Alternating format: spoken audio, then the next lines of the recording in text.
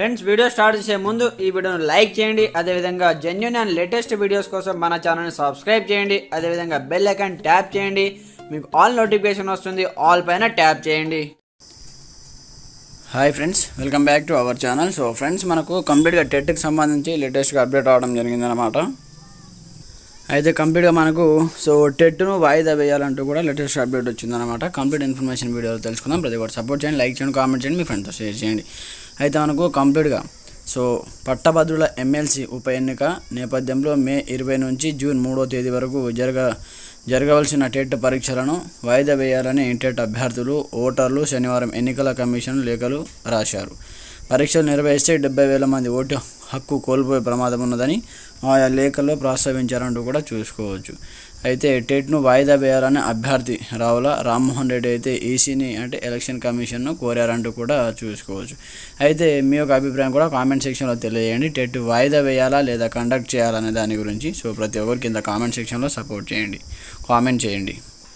TET డిఎస్సిపై స్పష్టత ఇవ్వాలి అంటూ మరొక న్యూస్ పేపర్ హెడ్లైన్ చూసుకోవచ్చు. డీటెయిల్డ్ షెడ్యూల్ను ప్రకటించాలి, తెలంగాణ డిఎడ్ బిఎడ్ అభ్యర్థుల సంఘం డిమాండ్ అంటూ కూడా ఇక్కడ చూసుకోవచ్చు అనమాట.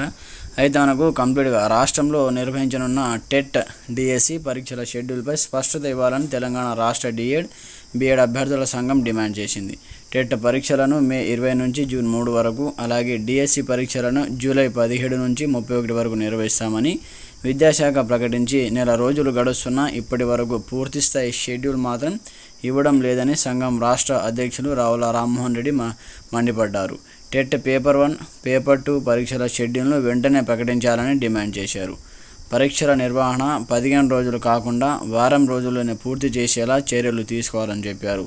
దాంతోపాటు డిఎస్సికి సబ్జెక్ట్ వారీగా పరీక్షల షెడ్యూల్ను జారీ చేయాలని డిమాండ్ చేశారు. టెట్లో డిఎస్సిలో నార్మలైజేషన్ ఉండకుండా పరీక్షలు నిర్వహించాలని, లేదంటే పరీక్షలు ఆన్లైన్ కాకుండా ఆఫ్లైన్లో నిర్వహించే అంశం పరిశీలన చేయాలని తెలంగాణ రాష్ట్ర డిఎడ్ బిఎడ్ అభ్యర్థుల సంఘం రాష్ట్ర అధ్యక్షులు రామ్మోహన్ రెడ్డి అయితే కోరారంటూ కూడా చూసుకోవచ్చు.